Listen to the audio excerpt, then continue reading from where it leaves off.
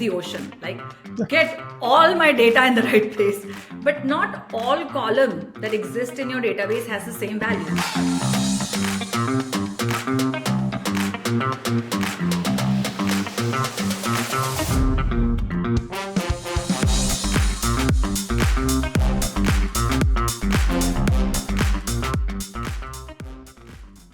So, okay, today we want to talk about how do organizations think about getting ready for AI. There's all this hype about AI tools, AI workflow, agentic system, getting efficiency in whatever we are doing manually, putting an agent on it, or buying some of the tools externally. And so, and one of the biggest roadblock for any implementation, I think it's the biggest roadblock, you guys might disagree. Biggest roadblock to actually implementing AI within your system is data. Because, and especially if your system depends, or that system depends on internal data. By the way, over the weekend, I built a agent to scrape Reddit.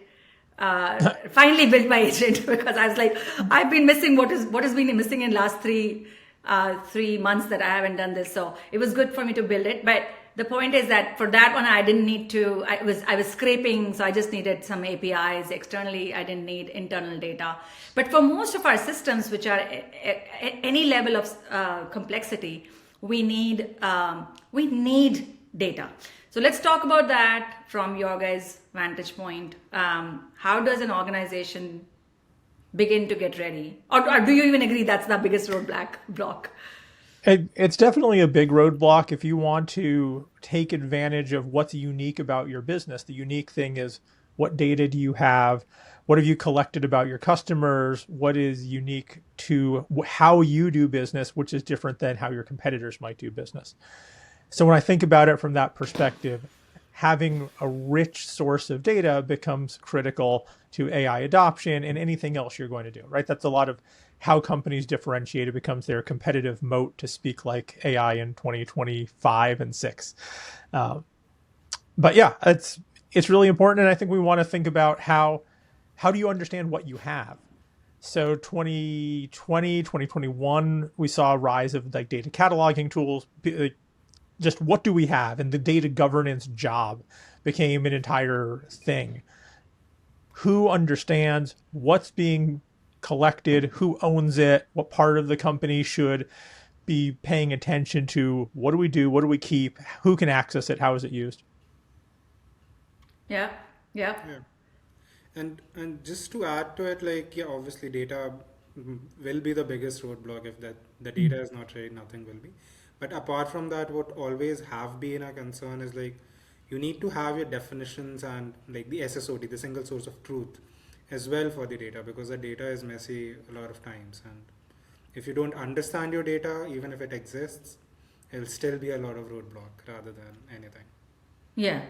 I want to ground this as an example. We've been talking to a lot of freight forwarders and some of these niche companies who are heavy in operations. Who need a lot of data, and they need to know, lag times. They need to know dwell times. There's all of these metrics which need to be accurate for them to know which load needs to be lifted with priority, where you need to escalate. Like, it's an operationally heavy sort of sector.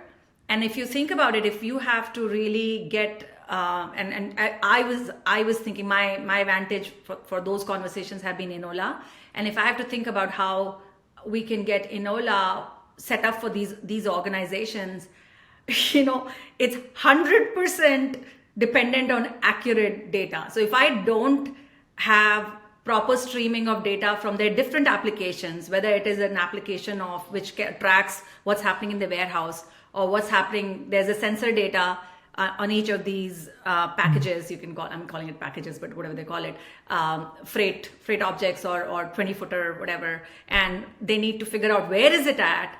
And if we don't have, so if you have like, okay, this is flowing into our logs, and well, we have never even touched those logs, so we don't quite know. We roughly know when the driver calls us. That's when. Why? Why don't you have that data, which your sensor are already sending? Oh, because that's going into log. We have never even seen it, and so on and so forth. Just imagine if you can put Enola, something like an Enola, where you can get instant access to insights on something which is actually accurate in real time versus waiting for the driver to call and then somebody's logging in and saying, oh, this freight and this package is sitting here in this port, and as the dwell time is already exceeding, we need to the point is that the sharper your data, the more real time your data, the better outcome you can get with whatever agentic system you're building. So having that data is very good, but when you're building an AI system, AI systems can't talk to data directly, all your systems directly. No. And that's where we need something in between, which we can broadly call semantic layer. And I think Shanti, right before in the green room, you were talking about how there's so many tools existing, but not all are, they're not purpose built. I think I'm putting words, but talk about that a bit. Yeah, I don't think there's right now an industry standard for here's the tool to use. It works really well. Everybody can adopt this. Some tools like Snowflake has a semantic view. Power BI has one that a lot of companies use if they happen to be building a lot of Power BI dashboards. At scale is probably one of the closest things to a universal semantic layer that exists. But this still requires a ton of manual work to go in and start defining all of the different pieces of your data. And even if you had a data cataloging tool, right, you have a, data.world, whatever tool you've chosen, those tell you about I have this data column, here's where it is, here's who has access to it. But that doesn't really put into context, here's how the business uses this, here's the definition of what this means. It might be a dollar value that's called value. Well, but it's really customer lifetime value, and it's calculated by the output of these 4 models that get multiplied together. And what does that mean from our business, and how long does it last? All of that needs to be part of your semantic layer to really give a model an understanding of what should we be doing. And if you build the models for people, which is really what you should have been doing in the first place, is kind of building that data dictionary and these models that describe how things could be used and what they mean to your business, then it makes it easier for AI to come in and understand what you're doing.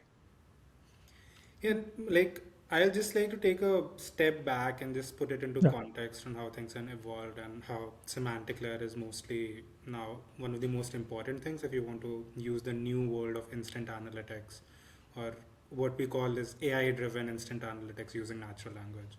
So earlier, I remember, Piyanka, I think you also do that. When we used to go into a client, it was always raw data, then the warehouse, and then BI tools and dashboards, right?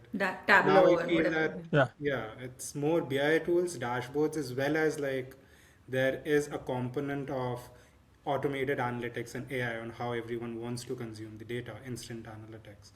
And for that to actually work, there's an additional layer that we are adding, and that is what precisely is semantic layer. And like Shanti rightly pointed out, it has to be all the context and everything that the business needs.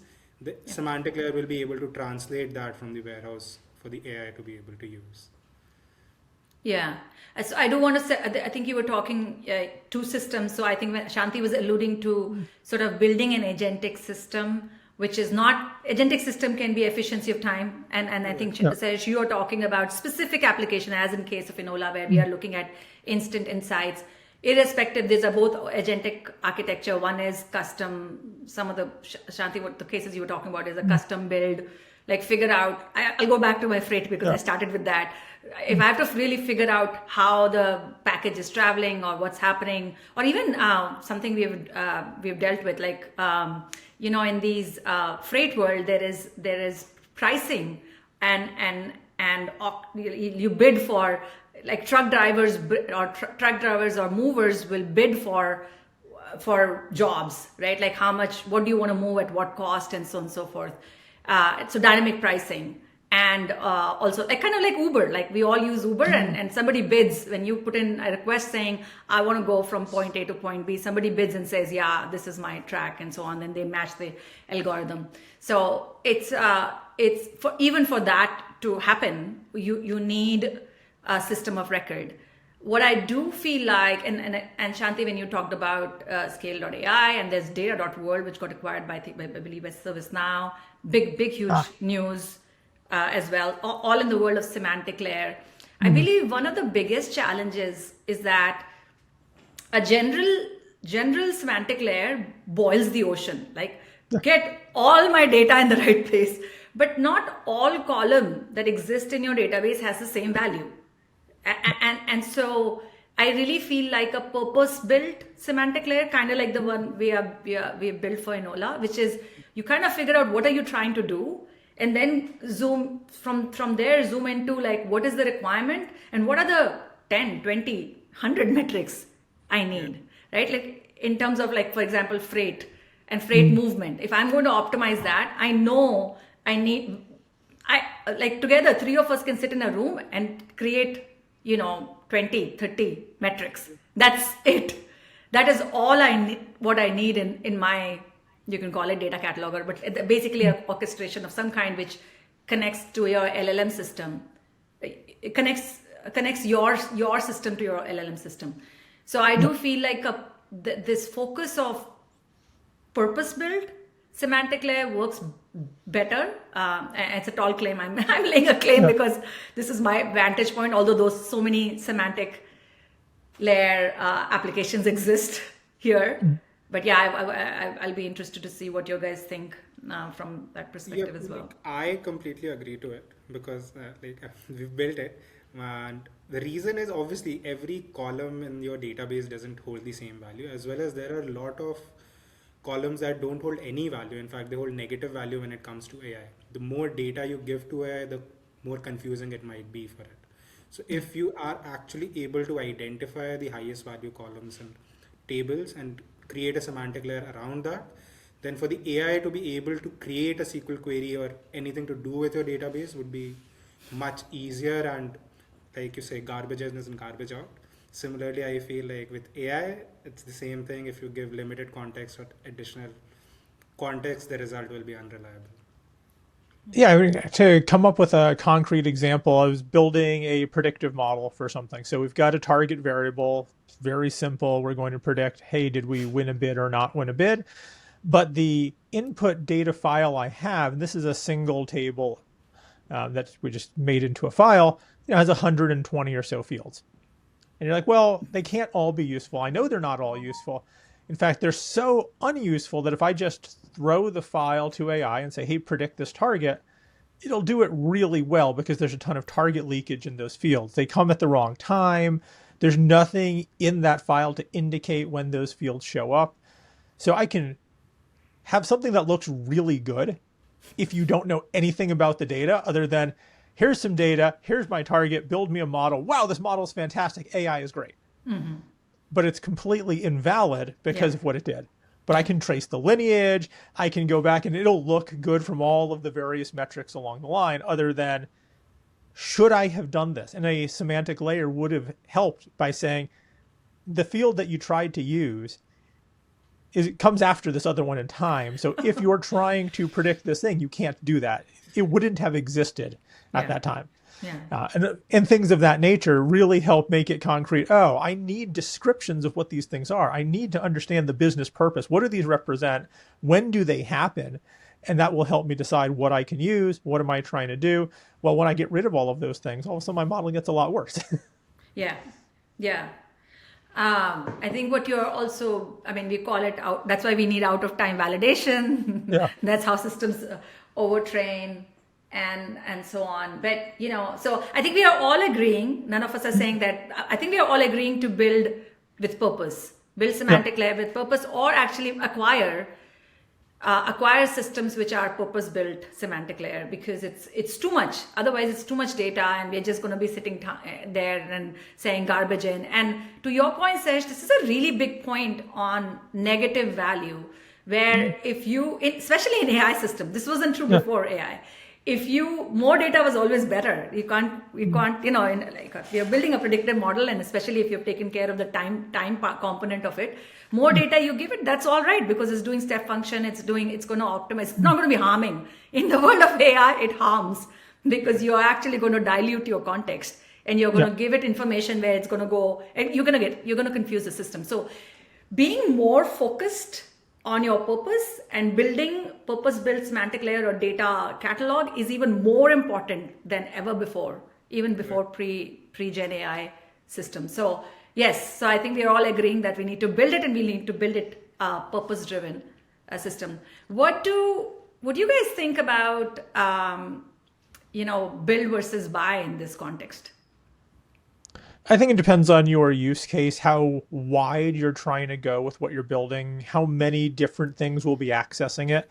If you're talking about a relatively small agent, like you've got one agent that is interacting with a relatively small system, like pretty narrow, then just build it. I mean, define it in a text file. It'll be fine. Like have some JSON that defines, here's what these fields are, here's how they're created, here's what they mean. Sure, no big deal. If you're trying to build something across a large enterprise and have a tool that somebody can query against and say, I'm trying to accomplish this business goal, give me everything related to it, then you probably need a more searchable, expansive system. That's the one that's going to be harder to bring in, because now you've got to kind of fit your business rules into whatever format the tool takes, and that can get a little more challenging. Yeah, and I completely agree with that. Right? If you're just building one agent that needs to interact with like a very small set of sources or very small part of data, then you can build it like a text file or even a JSON. Yeah.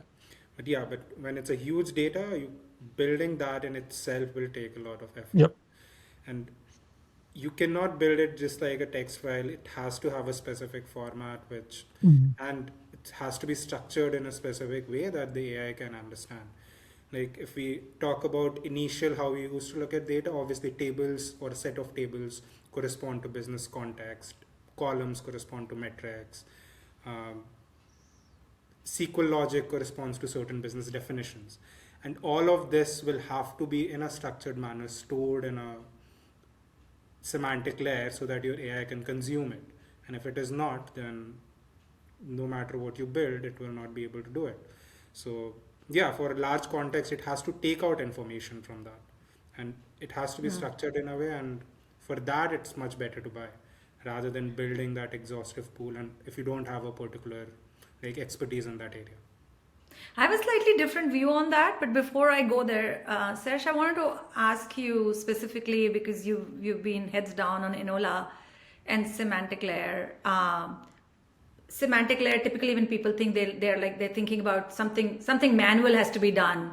Somebody has to say, here is where my revenue is sitting. Here's where the subscription, they really have to do mapping. And I know with Enola, we've been able to sort of we are able to onboard in 2 days, so we are doing automatically versus weeks and months, which we used to do before. At Airing, we were doing it manually, and now with Enola, we are doing it. So what's your thought? And then I'll come back and add my perspective on custom build versus buy. Right. So on that, basically, obviously, first building it automatically is because there are a lot of AI systems now, and you can use them to actually build your semantic layer as well. So that takes down a lot of effort. I would say 80% of the effort. Obviously, there is a validation point and everything needed after that, which a human can do, but that takes down a lot of effort, and which makes the work much easier, and we are able to do that automatically and like in 2 days that you have said. Apart from that, what you really need to do that is for your system to be strong enough in terms of, or structured enough, the data should be able to be structured enough that an AI system can go in and be able to extract all the information that is required in the semantic layer.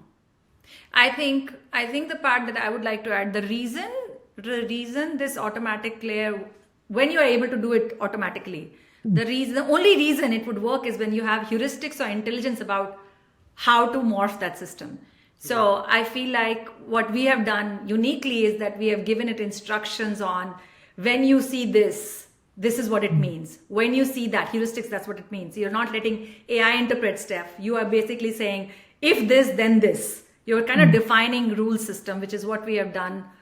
I know we've done that with Enola, where we have basically kind of clarified, like, look at this. We are also using some of the top SQLs to guide our, the automatic part of it, which is very important, right? Like if you have been using SQL queries, that is what the most important things is. Again, tying it back to purpose built, right? Like if you're going to be looking at using this system for your most important problem, then these most important problems have been boiling up in last month as well.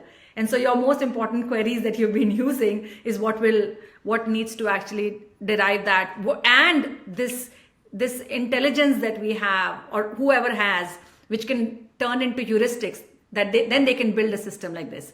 And I think when I'm talking about, I'm taking example of Enola or a freight forward, but what I'm talking about is more general, which is any system you're building. Let's say I've been also talking to these folks in inventory management in apparel and fashion. It's a big problem about SKUs, oh, this dress is selling hot off the shelf, but oops, we are out of it. And then all the pricing dynamics that happen with it. I mean, there's so much headache, like inventory forecasting and all of that. So again, I think that like if you go with heuristics, you're more likely to build a system that is going to be much better and give you results much quicker and potentially automatic. Right. And to add to that point, like you're saying, so what we actually did is, because we have been into consulting and we have been building all of these layers, so we really had those insights into, okay, what is required for a single source of truth earlier. And now we converted that into, okay, from a single source of truth, if you want to build a semantic layer, this is what you need to do, because we had our process mapped up. We had a framework which we used, and that same process we translated into heuristics, and we've created a set of like code plus AI components which actually go in, and all of those agents go in and take all of that information. Plus, obviously, we, like Piyanka said, we have SQL queries, and we think that is one of the major things that can give you information about the database itself, the queries that have been written by analysts or admins before. And that actually adds on to the entire value and how you can speed up creating a semantic layer without a lot of spending time over it for a really long time. Yeah, it would be interesting for companies that have a lot of like stored reports to just go through the stored reports and say, what is it you're actually reporting on? You report on this every day. Well, I guess that's important. Let's go define what the pieces are that created that thing and just work backwards through the chain based on the deliverables or KPIs. Exactly. Yeah, that's exactly what we are doing, at least with Enola. In terms of build it versus buy, I wanted to kind of slide in my perspective as well. I feel like for sort of what you guys were talking, but I kind of like complexity. Like if you have a very custom workflow process that you are trying, let's say claims analyst, like claims come in, they have to do something, then the next step, and then the next step, and then the next step. A lot of things is manual right now, paper comes in, so on and so forth. Now we are trying to basically workflow automation, basically using AI or Gen AI for workflow automation. Here you'll have very specific endpoints, meaning input into this system, this node or this, call it agent. This agent needs to take this input and give this output and then send it to next agent or whatever else. That's very, very specific to a process. So when you have a giant workflow automation kind of project, you can't quite buy it, I would say. That's a good time for building it, and you'll need to build it. You can't quite solve it by crystal ball, let me slap this semantic layer and all things will be good, because it'll not be. So you'll really need to be specific and build it that perspective. But if you have something like which is narrow and which is something that every company faces, for example, data to decisions and insights. Everybody needs instant insights, and that process that we have kind of automated with Enola, that's the same process over and over again, right? You need to read from the database and you need to do this. Yeah, the sources are different, all of that, but some of the logistics is the same, and that's when you can actually buy, especially if it's purpose built. So that's kind of a little nuance on that from my perspective. I want to zoom out. This seems, for an executive listening to this, it seems like oh my God, it's too hard of a problem. how will we be successful ever bringing in AI systems or building AI systems? What do you think needs? What are the 2 or 3 things they need to think about, and not like get overwhelmed with it? And one of the things I always think about philosophically is how accurate does this pipeline you're applying generative AI to really need to be? Because you go into companies that specialize in finance or life sciences, like we need this to be 100% accurate. And I usually say, but are humans doing it now? Because humans aren't 100% accurate. So what do you really need? Where's that level? And if you can change what humans are doing from they have to do a bunch of creation to now they're become the editors, the overseers of the process, well, maybe that they become that second set of eyes that could get you there. So you can have an AI process that's 90, 95% good. Humans can fix the rest of it and still have a ton of efficiency gain. But finding those right places where, I mean, if you could say, if there's a use case that only needs to be like 80% accurate, 80% good, yes, AI that right now with whatever tools you have, go.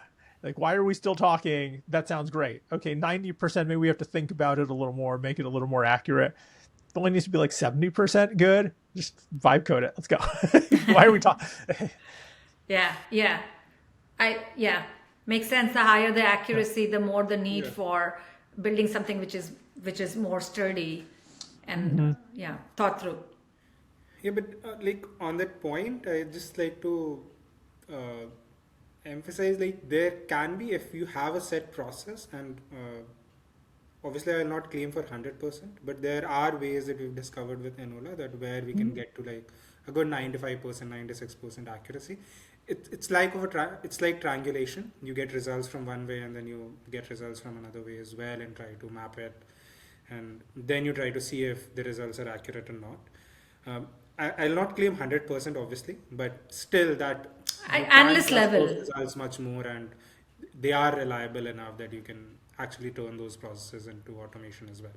And I think that is where we're headed to. Eventually, most of the things will be automated, and like you said, there will be an oversight required, and that can never go human in the away. loop. But yeah, automation will be there.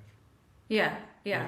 I recently read a news that Waymo hit a child at this, like, hit a child who, and caused an accident. It was a kind of big news. And then when you double click on it, it's like Waymo hit the child who ran into the road with speed which was like, I think 14 miles an hour, whereas a regular person would have hit like 40 miles an hour. So it had better reaction, but a system can react, a well-built system can react much faster and could actually react much faster. So, the child was, had to go to the hospital, but was not.